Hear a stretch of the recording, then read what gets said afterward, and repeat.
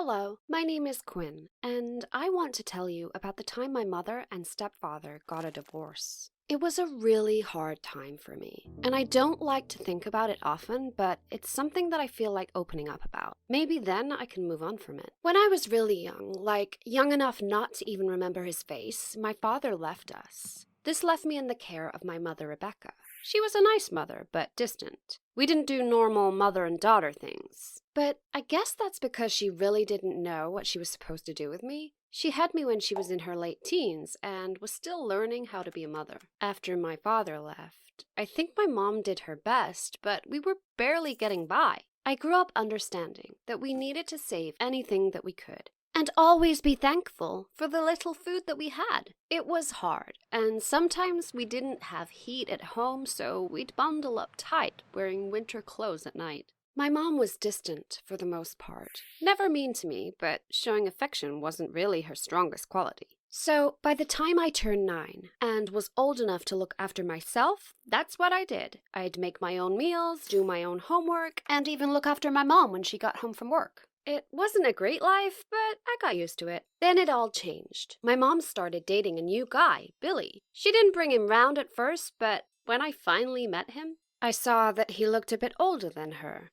Though my mom was happy, so I was happy too. A couple of months went by, and their dating finally tipped over into marriage. I didn't think anything of it back then. I didn't know that their relationship was moving fast. I just saw how happy they were and that they loved each other. After the marriage, we moved into his house. It was amazing. I had my own room, which was bigger than our old living room. I ran around and was so happy. Billy even took me out to the store with him and Mom so that I could pick out my own bed. It was big with fairies decorated on the headboard. Then we went toy shopping and out to the amusement park.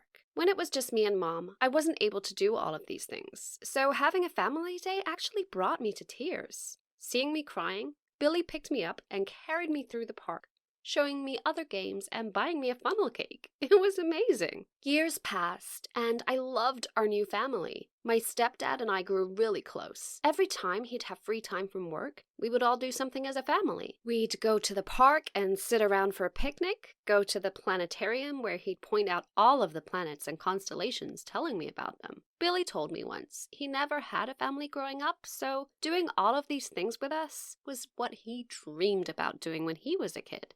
I couldn't ask for a better father. Everything seemed so perfect.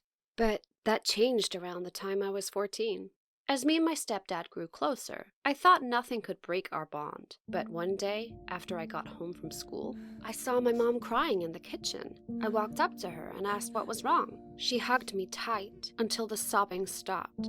Then she told me about my real stepdad. She told me how Billy would act nice and everything was okay when I was around, but when I left, that's when his real personality would come out. He would yell at her if anything was out of place in the house, then belittle her by calling her names and telling her how worthless she was without him. I couldn't believe it. With each word that my mom said, I could feel my heart break. I thought the world of Billy. He was a person that I looked up to and wanted to be like when I grew up. A nice, caring person who does things for others without hesitation. All of it was a lie. My mother wiped her face, begging me not to tell him what she said. She didn't want to lie to me, but she was also stuck. Not knowing what to do, I smiled at her and promised. Over the next couple of weeks, I didn't even want to be around Billy anymore. I would make any excuse I could to get out of family events. And when he suggested we spend time like we used to, I declined. I could tell that he was confused, but I didn't care.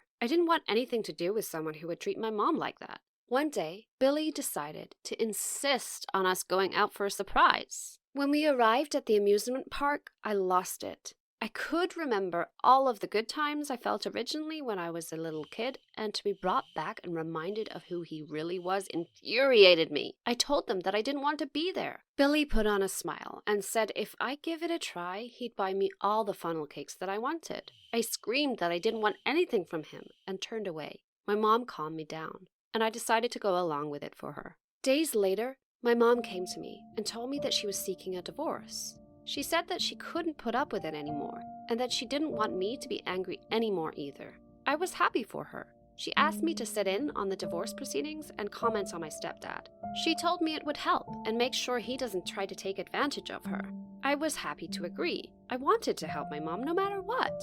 One night, I couldn't sleep, so I went downstairs for a glass of water and saw my mom stepping into her shoes. It was pretty late, so I was wondering where she was headed. Before I could ask, though, she was out the back door. It was weird, but maybe she needed some fresh air away from Billy. It was the only thought that came to mind. I looked out the window, but she was gone. I thought she may have just stepped out for a bit, but it looked like she went for a walk instead. My mom must have really been stressed out about the divorce, or at least that's what I thought. The next night, I couldn't sleep again. This time, it was out of curiosity. Where did my mom go? And was she really okay? I snuck out of bed and down the stairs. To my surprise, there was my mom again, putting on her shoes and out the door. I had to know what she was doing. With my slippers on, I walked out the door and saw my mom creeping around to the side of the house. She was walking fast, like she was determined, and I tried hard to keep up. That's when I saw it. My mom was walking down the sidewalk until she came across a parked car. She opened the door and got inside the passenger side. There was a man waiting. As she sat down, she gave him a passionate kiss before they drove off. I was shocked as I walked back to the house.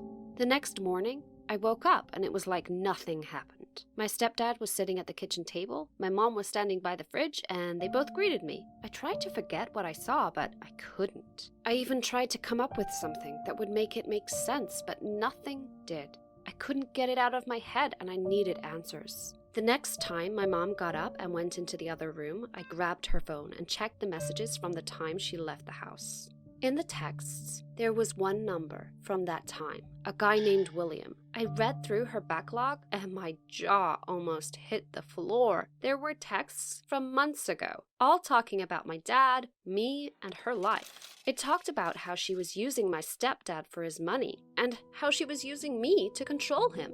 She knew that we were close, so she made up a fake story to drive us apart. The newest texts talked about the money she'd get from the divorce and how she couldn't wait to be with the mystery man. I was sick. I knew I didn't have much time, so forwarded the most important text to my phone and deleted the evidence. I couldn't believe what my mom was doing, but I didn't know what to do about it. Even though she used me, lied to me, and tried to manipulate me, she was still my mother, the woman who raised me. So even though I wasn't proud of it, I kept quiet. For the next couple of weeks, I played the nice daughter. My mom was still faking pain from how my stepdad treated her, and I kept my distance from him for a different reason now, because I was ashamed. Then came the sit-down. My mom and I got dressed up to head to the attorney's office. By the time we made it to the office, I was a little nervous. I knew why I was there, but it was still going to be hard. When we walked into the room, my stepdad was shocked to see me. I guess my mom wanted it to be a surprise, but I sat down, trying not to look at him. The proceedings started, with the lawyers breaking down everything each side wanted. Unsurprisingly, my mom was asking for a lot. Then it was her turn to talk, and each word made me cringe. She started with the same basic lies that she told me, but it was what she said after that I couldn't believe it. She said how he beat her, wouldn't let her out of his sight, held her prisoner in the house, and so many horrible lies. I could feel my patience start to burst as I looked over to my stepdad, who looked astounded and sad. I tried tugging on her dress to get her to stop, but she brushed me off. I couldn't take it anymore. I stood up and screamed, "Shut up!"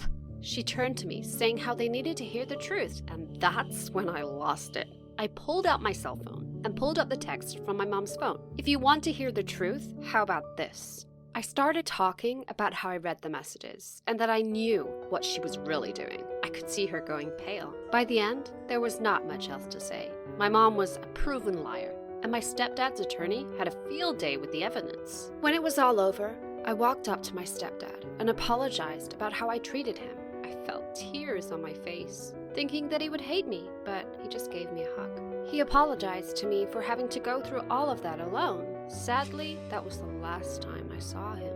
When the divorce went through, my mom was kicked out, and I followed. We moved into a small apartment far away from him. I knew my stepdad asked to be in my life, but my mom refused to let me have anything to do with him. I was hurt, but I don't regret what I did, and I certainly don't regret what happened. Even though I don't see my stepdad anymore, I wish him nothing but the best. It was only for a short time, but he was the best dad I could ask for. What did you think of my story? Please share with me your thoughts in the comments section below.